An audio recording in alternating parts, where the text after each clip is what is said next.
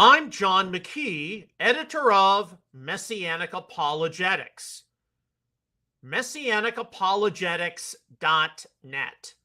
And I would like to welcome you to this episode of Messianic Insider, your theology and news roundup for August the 14th, 2025. Hard to believe. The month of August is now about halfway over. How many more months do we have in calendar year 2025? And soon, in about 5 to 6 weeks, we will be in the middle of the fall high holidays, Rosh Hashanah, Yom Kippur, and Sukkot. And of course, with that, there is increasing anticipation on the part of many, it happens every year, regarding the end times, the rapture, perhaps. For certain, we are looking at the situation, Israel and Gaza. Tomorrow, there's supposed to be a high-level meeting in Alaska between President Trump, President Putin, and they're just ongoing situations which require our attention as God's people. All right, so today on our theology roundup, we're actually going to be moving on from some of the rapture debate themes over the past 8 episodes or so. We'll pick them up again in the future for certain. But some of the feedback I had a number of days ago, and I mentioned a video posted by Protestia, where at a United Church of Christ gathering, God was referred to as a she and prayed to as mother. And of course, contemporary theological debates regarding the gender of God, a lot of Messianic people are not familiar with those debates. And so one of the things I mentioned in some of the comments was we need to consider why in Isaiah chapter 9, for example, Yeshua the Messiah, Yeshua the Son, is referred to as what? The eternal Father. So, and it's probably one of the most well-known of the Messianic prophecies, also which directly plays into what Yeshua's nature is. So I'm going to briefly reference our ministry publication here, Salvation on the Line. That's volume 2. Should be volume 1. Okay, let's go find volume 1. Here we go, volume 1. The Nature of Yeshua and His Divinity, Gospels and Acts. I'm sorry about that.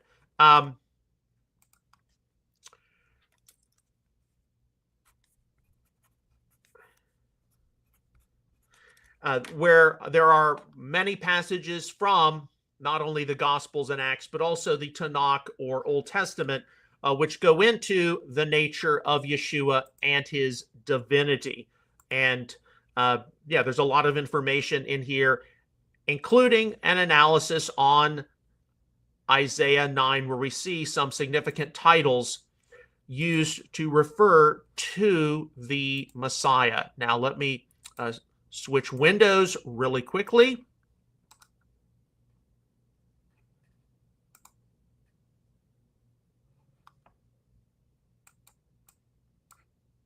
And we can get into this analysis. All right.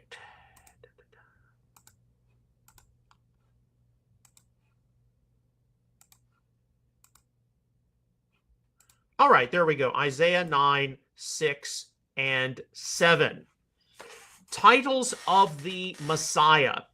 Okay, how do these titles given to the Messiah affect our understanding of his nature? For a child is born to us, a son is given to us, and the government will be on his shoulders. His name will be called Wonderful Counselor, Mighty God, Everlasting Father, Prince of Peace. Of the increase of his government and of peace there shall be no end, on David's throne and on his kingdom, to establish it and to uphold it with justice and with righteousness from that time on, even forever. The zeal of the Lord of hosts will perform this. World Messianic Bible. Okay, so when you see some of these titles of the Messiah, you're like, oh yes, Wonderful Counselor, Mighty God, Prince of Peace. You would not be alone if you encounter this title, Everlasting Father, and you're like, what? I mean, Yeshua the Son, which, I consider to be God. I consider him to be the eternal, uncreated Son of God. But here he is referred to as Eternal Father or Everlasting Father. What does that mean, right? You wouldn't be alone if you hadn't had to sort through that as a Bible reader. Those who believe in either a high Christology of Yeshua the Messiah being God or a low Christology of Yeshua the Messiah as a created entity are both going to read Isaiah 9, 6 and 7 in a Messianic context, referring to Yeshua of Nazareth, Luke 1, 32 and 33. How one reckons with the titles of Isaiah 9, 6 and 7, which both should agree are applied to this Messiah King, will force one to consider some significant things about his nature. The Hebrew source text of Isaiah 9, 6 or 5 states, Vayikra Shemo Pele Yoetz El Gibor Aviad Sar Shalom. And he will call name of him Wonder of One Counseling, God of Might, Father of Everlasting, Prince of Peace. And that's from the Kohlenberger Hebrew Interlinear. That the Messiah will be a wonderful counselor, Pele Yoetz, taken by the New English Translation Bible to be extraordinary strategist, makes light of his great wisdom and abilities. The second title the Messiah is to have asks some immediate questions about his nature, as it is El Gibor, or Mighty God. This is a title used of God proper in Isaiah 10:21. A remnant will return, the remnant of Jacob, to the mighty God, El Gibor, New American Standard. In the estimation of John and Oswalt, quote, wherever El Gibor occurs elsewhere in the Bible, there is no doubt that the term refers to God. 10:21, also Deuteronomy 10:17, Jeremiah 32:18, unquote.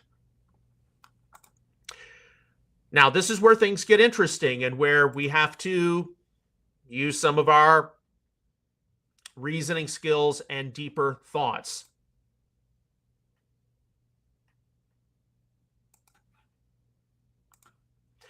There were, in the ancient Near East and classical Greco-Roman worlds, likely many kings and aristocrats who identified along the lines of being considered deified as quote-unquote gods, even though they were only mortal. When it comes to the Messiah, however, whose origins are certainly something beyond corporeal, Micah 5:2, and with the spiritual and religious culture of ancient Israel and Second Temple Judaism being decisively subversive to paganism, would the Messiah's being titled as El Gibor or Mighty God imply his being anything other than God?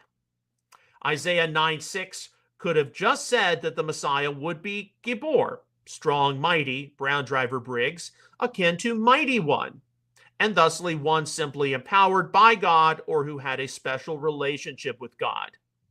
But when the title El Gibor, actually used of God proper, is a title possessed by the Messiah, then it is something which suggests something more than a supernatural yet created origin of him. It suggests that the Messiah is himself integrated into the divine identity. The fourth of the four titles, Sar Shalom, or Prince of Peace, conveys the nature of the rule that the Messiah will be overseeing. J.A. Meacher's remark on this title is something all should be able to agree with. quote, "The Prince of Peace is himself the whole man, the perfectly integrated, rounded personality, at one with God and humankind, but also as a prince. These are the benefits he administers to his people," unquote. Now, this is what we're really getting to, given the fact that, again, last week covered a story where at a United Church of Christ gathering, God was prayed to with the pronoun she, referred to as mother. No, I'm not at all in support of that, because you don't ever see in Holy Scripture God referred to as a she or as mother, even though God can describe God's self in feminine qualities, motherly qualities from time to time. But this is where things get interesting, because it's from Isaiah 9 and some important titles given to the Messiah. The third of the four titles of the Messiah is Aviad, a compound noun which can admittedly confuse many who hold to a high Christology of Yeshua the Messiah being God. This term is composed of the noun Av, typically meaning father, and Ad, often involving continuing future always, from the holiday lexicon. What can cause many to be perplexed is how Yeshua the Son is actually designated as the Father here. While there are later debates to be explored in the apostolic writings as to whether or not the Son is functionally subordinate or eternally subordinate or only subordinate in his human incarnation to the Father, it is fair to recognize that for Isaiah 9:6, Av needs to be approached from its larger array of applications, noted by the Kaler-Baumgartner lexicon to include progenitor, first of a class or profession, and chief magistrate of a place. This would be akin to Yeshua being eternal Father, in the sense of him being labeled along the lines of how many towns today have had various city fathers. And this is where we have to politely remind ourselves sometimes. Biblical Hebrew had limited vocabulary. And along with that, you can see a term like Av, meaning father, having a perhaps wider array of applications. And I think that's the best way at our disposal to approach Yeshua being eternal or everlasting Father. While there is certainly more to be evaluated from both the Tanakh and Apostolic Scriptures about the nature and origins of the Messiah, the titles Wonderful Counselor, Mighty God, Eternal Father, Prince of Peace provide adequate witness to a divine Messiah. Oswalt asserts, quote, "The titles underscore the ultimate deity of this child deliverer," unquote. Barry G. Webb also forthrightly concludes, quote, "In the final analysis, the language of verse 6 can only apply to one who is God incarnate," unquote. So, bet you didn't know some of the things we discussed regarding the term Av, often meaning father. All right, so let me switch windows back once again.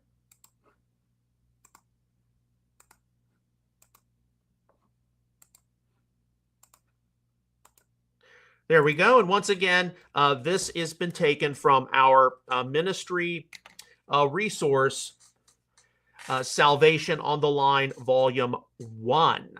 And yeah, we've done a lot of homework on the nature of the Messiah, and we significantly hope you take advantage of it. You can look it up at outreachisraelbookstore.com. All right, so that finishes up our theology roundup for today. And tomorrow, I just want to give you a heads up, we are going to have a much longer teaching because of the weekend coming. So just prepare yourself for a longer teaching for Friday's episode. So let's switch over and get into some news. Of course, we do the news roundup after the theology roundup, because all of the news items are time sensitive. And things change from day to day, whether it's the Israel-Gaza situation, Russia and Ukraine, or anything else out there. We certainly have a lot to pray about. There are a lot of people who are concerned. There are a lot of people who are worried, and they need someone to hopefully give them a grounding and look, stay calm. God is in control. We do need to be able to know what's happening, but let's not be presumptuous. Let's learn some of the lessons of the turn of the millennium. Okay, all the news stories we're about to go through, they will be listed and archived later today when this episode goes on MessianicApologetics.net.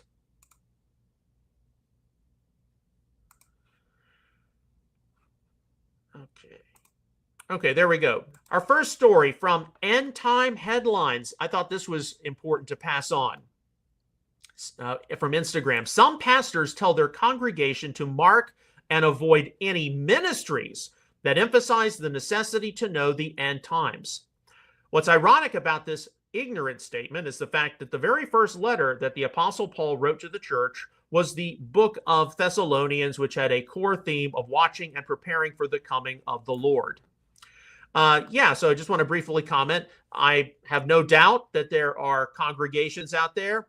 They may even be in the Messianic community from time to time, but that's unknowable fully. But there are people out there, their pastors don't follow this ministry, don't follow that group. They're just fear-mongering about the last days. They're just trying to suck you in with attention and try to get your money, try to fear-monger, whatever it is. And the conclusion here drawn is that, well, the great irony is that the first apostolic composition was First Thessalonians, which dealt precisely with the issue of the end times and the return of the Lord. In all fairness, there's some who think it was Galatians, the first apostolic composition. But regardless, First Thessalonians was one of the very, very earliest letters written by Paul. And it dealt with the second coming, and it was so important, Paul had to write a second letter. I would like to take this as a prompt because while, as long as I've been involved in the Messianic community, there has been a huge amount of prophetic speculation. There have been end-time theories come and go. There have been people who have spoken presumptuously. There have been people who have said things which they have either doubled down on, which have been dead wrong, or they have had to retract them. The Messianic community has a very significant end-time focus to it, with the restoration of Israel, the salvation of the Jewish people, non-Jewish believers coming to a knowledge of their faith heritage in Israel's scriptures, all of us, co-laboring together in the mission of God. And one of the serious questions we're going to have to be considering over the next 3 to 5 years, I think, have we lost some of that edge possibly? Have we lost some of that edge? Because there are those who think, well, the only reason Messianic Judaism is here, for example, is to provide a place for Jewish believers to continue in their heritage as Jews. And we're going to be recognized as another branch of Judaism. Not so much of an emphasis on the end times, the future, eschatology. And indeed, a very concerning matter involves the Messianic future. Congregations, are they going to be able to pass on with a succession plan, or are they going to pass away? There's no answer to that today. This is why we do go to large conference level events to put our fingers on the pulse of the movement, in some cases literally. But there are going to be questions asked about the future, asked about where we are going, and asked about, are we going to be a formal religious movement, or are we going to be a prophetic movement which will herald the return of the Messiah? These are not easy questions. All right, our next story, I thought I would pass this on. This is a post yesterday from Joel Richardson. I'm not going to read every part of it. You all can look at this in your time later. This is his, I think, preliminary thinking regarding what he thinks could happen in America because of all of the different social, religious influences, political influences. And it's important to take note of this. In his view, here's how the Christian nationalist agenda, coupled with potential Chinese interference, could shape the United States over the coming years. Christian nationalists are increasingly promoting ideas disturbingly reminiscent of fascist regimes. Totally agree with him there. Only men should vote. Only quote-unquote heritage Americans should vote. Expel Jewish citizens. These are some of the ideas hinted at by someone like a Joel Webbon. We referenced him yesterday. And in his view, such rhetoric resonates with many disaffected Gen Zs, many of whom have only experienced 2 decades of overreach from Marxist globalist politics. Reactionary movements swing from one extreme to the other. From the excesses of the far left, we now face the shocking lurch toward extreme forms of far right-wing ideology very close to Nazism. And then he says, if this trend continues, normal balanced conservatives could be decimated in the upcoming midterms and in the next presidential election. The backlash would likely usher in an equally extreme leader from the far left, someone akin to Zohran Mamdani, the Muslim socialist currently running for mayor of New York City. In this scenario, such a figure would occupy the White House from 2028 to 2032. During this time, the U.S. would abandon its support for Israel, enter direct conflict with China, and spiral toward severe internal unrest, possibly even the brink of civil war. Okay, this is Joel Richardson's opinion. We do know for certain that the MAGA movement has this very sick Christian nationalist, fascist, even quasi-Nazi element to it. That doesn't mean the extreme left is any better sometimes, especially with what we see in the New York City mayoral election. But it's a scenario to take note of. God's on the throne, and Richardson is entitled to his opinion. I don't think it's going to be as bad as he thinks it is, but we'll wait and see, and we do need to take note of it. From Charisma Magazine yesterday, August the 13th. Are underground bases part of Revelation's end times scenario? And indeed, there have been more secular news sources like the New York Post that picked up claims that, trillions of dollars have been spent on underground facilities for the elite to survive some kind of catastrophe. Of course, I am reminded of the prophecy from Revelation, let us hide ourselves in the cliffs and under the rocks and that sort of thing. Here, author and researcher L.A. Marzulli is once again addressing what he calls the stuff of conspiracy theory, deep underground military bases or DUMBs, and why he believes they may have prophetic significance. So, yeah, this is just, this might be clickbait on the part of Charisma, but here you see Revelation 6, 15, and 17 describes the kings of the earth, the great men, the rich, the commanders, the mighty, every slave and free person hiding in the caves and among the rocks of the mountains. Okay, we'll see. I have no doubt that there are secret facilities which various governments have out there. All you have to do is watch Sci-Fi Channel, watch any dramatic show from the past 20 to 30 years to pick that up. We'll see, as it specifically involves Revelation's end time scenario. From Vivid yesterday, August the 13th. I thought this was important to pass along.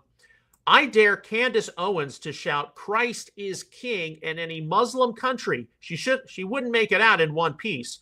Christians are jailed, beaten, or killed in those regimes. The only place in the Middle East where Christians thrive is Israel. Let that truth offend whoever it needs to. That's from Vivid on X. Because a lot of people right now, they are disturbed, and rightfully so, by a number of the conclusions being promoted by Candace Owens, also by Tucker Carlson.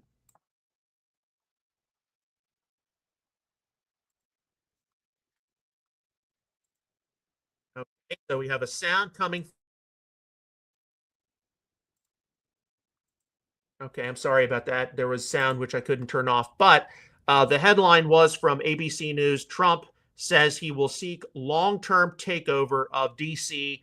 police force. And of course, we don't know what's going to happen with Donald Trump calling up the National Guard, sending them to Washington.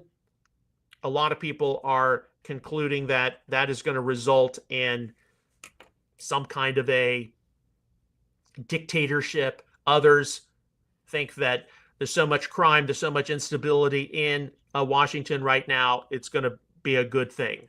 But at least in this case, the headline was he will seek long-term takeover, so it's going to be something presumably longer than a month or 6 to 8 weeks. All right, from Instagram, I thought this was a very important story to pass along. Things that will probably happen in your lifetime. And yes, we know that these are things we have to be anticipating as God's people should the Lord tarry. We're certainly going to have to deal with these matters socially. The next few decades will feel straight out of a science fiction movie, and the smart money is already on the move. So if you want to make some money, invest in these things, presumably. Self-driving cars and trucks will fully take over the roads. I'm not alone when I say that is disturbing to me. Internet will be fast enough to download everything on Netflix instantly. Okay, how fast is the internet going to actually get? People in developed countries will live past 100 on average. Yeah, there's a part of me which would like to definitely make it beyond 74, 75, the age of my grandfathers. Of course, they were also heavy smokers. I've already made it past 41 and a half, the age my father was when he passed away of cancer. Yeah, there's a part of me who'd like to make it to 100. Someone will become the world's first trillionaire. Of course, got Elon Musk right there, Mark Zuckerberg. That may happen within the next, that may happen by the end of the 2020s. AI will outperform humans in most jobs. Okay, so the real question with AI is, of course, are computers, are they going to be able to take over ethically these various functions without the human intuition? Or is it just going to be, well, having to decide various numbers, whether you succeed or fail? Because humans have an intuition, I'm sorry, machines do not have. And how many jobs are going to go by the wayside because of AI? I'm skeptical of AIs. I'm sure many of you are. Batteries will last months on a single charge. I'm sure many of you would love that. There are already different devices I'm seeing come across my feed being promoted. You can charge your phone in less than 2 minutes if you buy this thing. Yeah. Humans will walk on Mars. Yes, I've definitely been expecting that for some time. And along with that, some kind of a permanent settlement on the moon and Mars. And with that, definitely scientific questions about humankind's place in the universe. Okay, back to planet Earth from open source intel. This is from yesterday. Prime Minister Netanyahu: if we had a starvation policy now, nearly 2 years after the beginning of the war, everybody in Gaza would be dead. These are not the kinds of things you see circulating around a lot of the pro-Hamas social media. From Vivid, reposting something from Senator Lindsey Graham of South Carolina. In his view, if America pulls the plug on Israel, God will pull the plug on us. Israel is in a fight for their lives, surrounded by people who would kill them if they could. I'm not going to let that happen. And I have seen this get a lot of circulation on X, particularly by those who are in the Christian nationalist replacement theology camp. They claim that Genesis 12:3, I'll bless those who bless you, curse those who curse you. In you, all the nations of the earth will be blessed. That is not necessarily a prophecy speaking of if you bless the physical descendants of Abraham, Isaac, and Jacob, that means you will be blessed, i.e., if America blesses Israel, America will be blessed. And if America curses Israel, America will be cursed, because then they take the rest of the verse, in you, all the families of the earth will be blessed, and how that is applied in the New Testament to the work of the Messiah. I'm not saying that Genesis 12:3 has been misapplied, but one of the things our Messianic faith community is going to have to do better with, because Genesis 12:3 is a frequent soundbite used to support Jewish outreach, Jewish ministry, all this kind of thing. We're going to have to emphasize some other passages which are much clearer in terms of the mandate non-Jewish Messiah followers have to bless the Jewish people, whether it's from Romans 9, 10, and 11, because of the mercy shown to you, that they may be shown mercy, or I think one of the best ones is from 2 Corinthians 8. Speaking of the collection offering, Paul was going out into the Mediterranean to receive, to then take to the Messianic Jewish believers in Jerusalem. And of course, the whole idea behind Paul's collection offering, it's rooted in significant Tanakh prophecies, even some things you see in the Apocrypha, the Dead Sea Scrolls, about how in the last days, the wealth of the nations would come streaming to Zion, not just as a matter of gratitude for recognizing the one true God, turning away from idols, turning away from paganism, but it would also be restitution for all of the terrible things the nations at large had done to Israel and the Jewish people. That is something which I haven't heard that frequently in all of my time in the Messianic community. And that's pretty sad, because it speaks of the interdependence and co-partnership, co-laboring of Jewish and non-Jewish believers together. But of course, if you look at 2 Corinthians 8, it also talks about that there may be equality. And yeah, that's probably why we don't hear enough about it. Now, if America or parts of America turn less and less favorable to the government of Israel and the Jewish people, there are still plenty of righteous in America. There's still plenty of righteous people in Western Europe and all this. God is not going to just come down immediately and quote unquote destroy or pull the plug on the United States.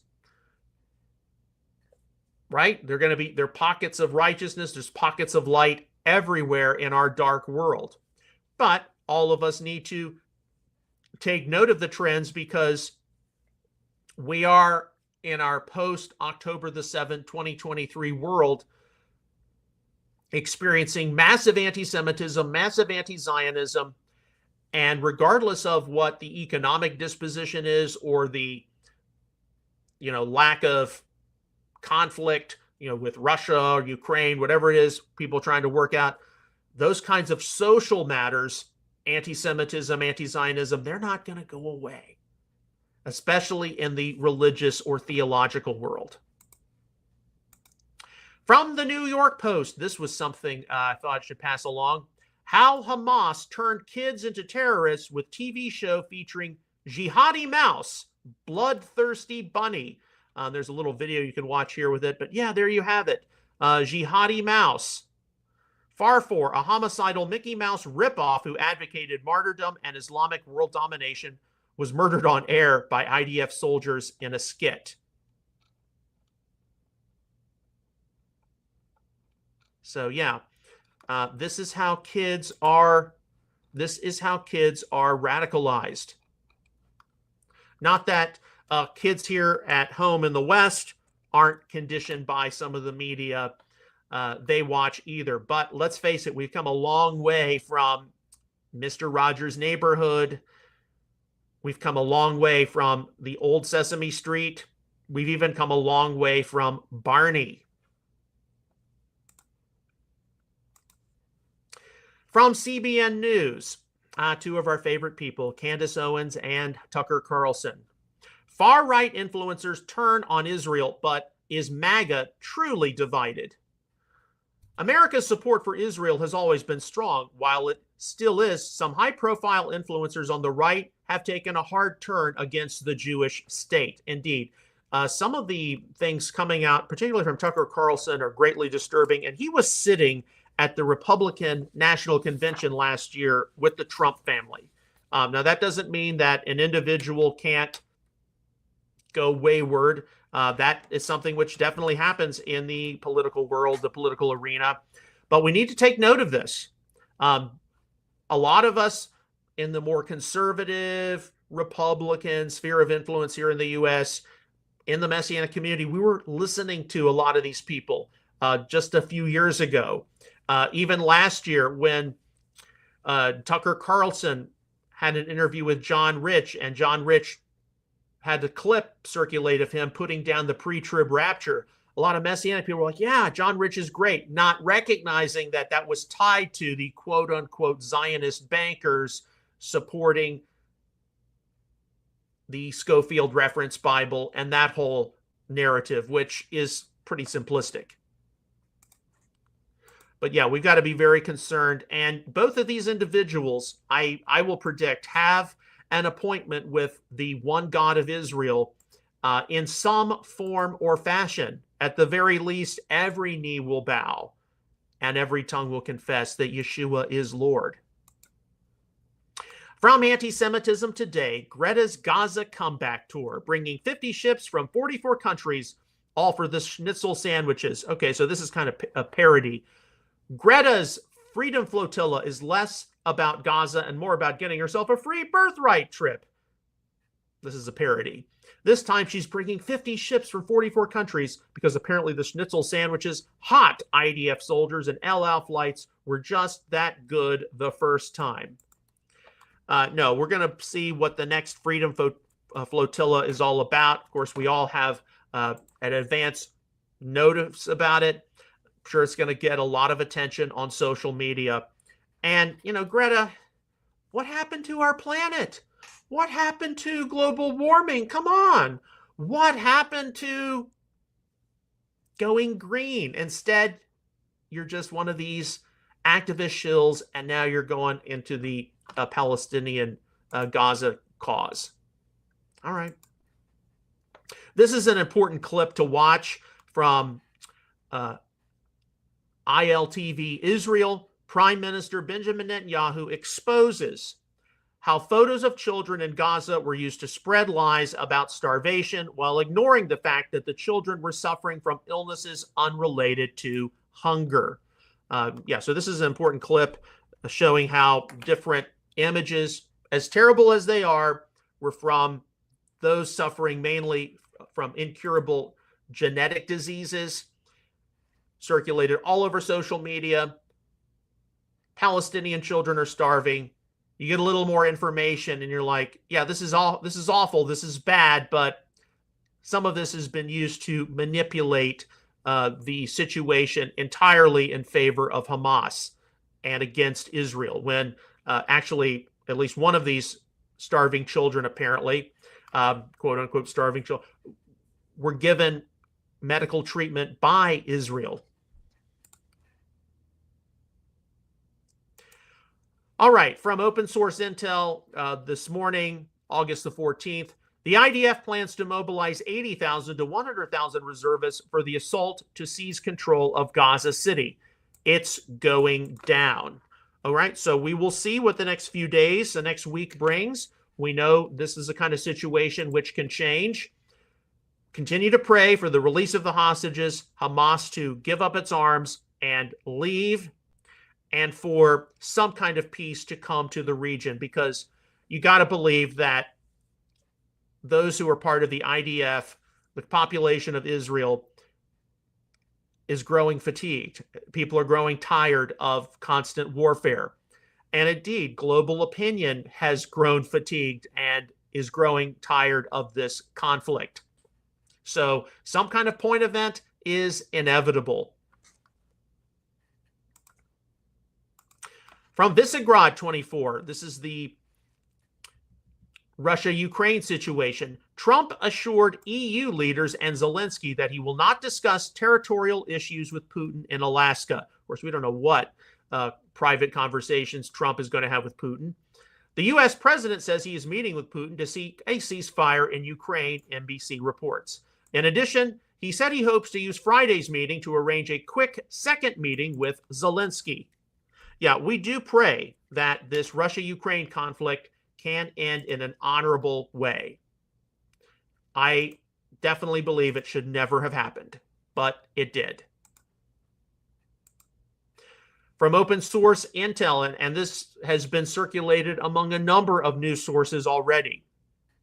The UN Secretary General's report, set to be circulated today to all General Assembly members, places Hamas on the blacklist for sexual crimes and conflict. And it goes through a list of really terrible atrocities here. So we can take this as a positive sign. Hamas has been blacklisted in the sex department. All right, some of you may already be aware of this. This is from the New York Post. It starts to circulate yesterday. I do have an update for this after we look at it.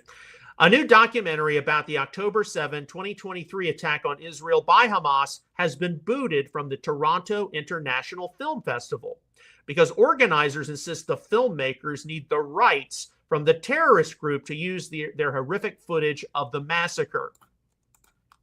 Okay, so according to the host of this film festival, there's going to be this documentary on October the 7th, but because the filmmaker who's produced the documentary, he didn't acquire the rights to show different clips, apparently, from Hamas. Well, you can't show this. Apparently, the update right before we went live is that this film is going to be permitted to be shown. But yeah, this is a documentary. You've got to be able to show, little clips in order to be able to make commentary on it. That's well-respected procedure in the Western world. From open source intel from this morning, August the 14th, Trump and Putin will meet face-to-face on Friday before lunch at the joint military base in Anchorage, followed by a joint lunch with the delegations from both countries and a press conference. Okay, so we are seeing the anticipation build for the meeting between President Trump, President Putin in Alaska. There are going to be things we know about. There are going to be things which, of course, will remain private. That's what happens in the political realm. We hope that Trump can get some kind of a ceasefire hammered out, and then later other matters can be discussed in the coming days and weeks. I thought I should pass this along from the Financial Times yesterday on Instagram. Alcohol consumption in the U.S. has reached a 90-year low. That's actually a very good thing. People don't need to be drinking so much.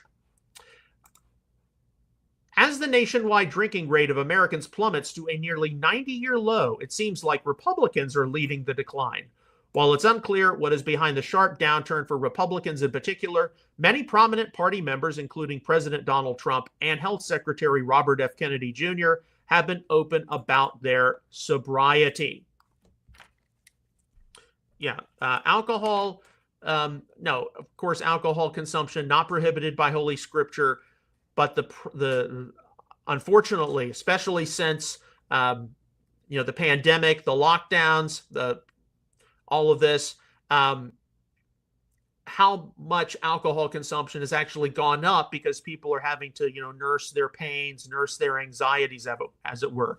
So I think this is a very good sign. Doesn't mean there are other things out there in terms of health and processed foods and everything which need to be worked on, but we should welcome this kind of a statistic.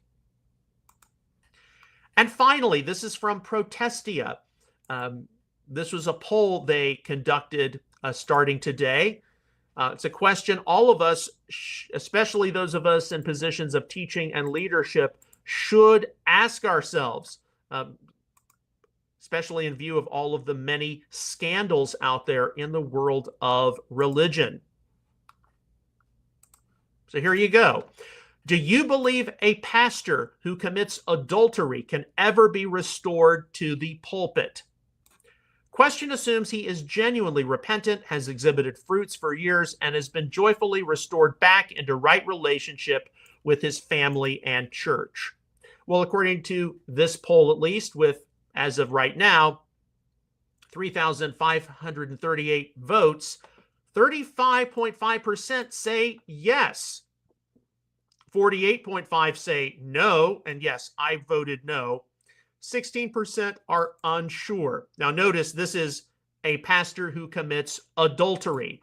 So there was intercourse with someone the pastor was not married to. Not you got caught looking at naughty pictures on your computer. I was trained in the one strike policy, and that is how severe the fear of God is with me regarding, making sure you are as chaste and as well behaved as you can in that department. But this is a question which more and more people are going to have to ask themselves and work through themselves, just like October the 7th, 2023 changed things regarding Israel, regarding a lot of what we are anticipating in the future. That's also the same general time a lot of these religious scandals started to hit. And yes, everyone kind of has to work through some of them on their own so they can know what their value system is. And look, the question is not, can someone be forgiven, brought back into fellowship? The question is, can you continue in ministry? And indeed, all of us, unfortunately, have different stories of people we know. They might be a former pastor, a former Sunday school teacher, someone like that who fell into this kind of sin and suffered some severe consequences for it. All right, so that finishes up our news analysis. And once again, all these stories will be listed later this afternoon when this episode is archived at MessianicApologetics.net.